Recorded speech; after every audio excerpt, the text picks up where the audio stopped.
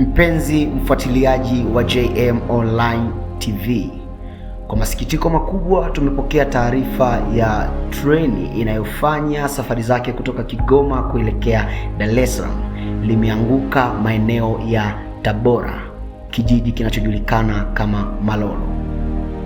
Tanzania Bound Buses wanatoa taarifa kwamba ikiwa kuna ndugu yako ambaye alikuwa anasafiri kwa treni hiyo, basi unaweza ukamtafuta hewani, yani kwa simu, ili kujua hali yake.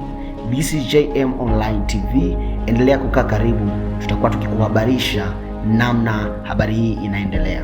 Lakini zaidi ni kwamba majeruhi na watu waliofariki na kupoteza maisha bado haijajulikana.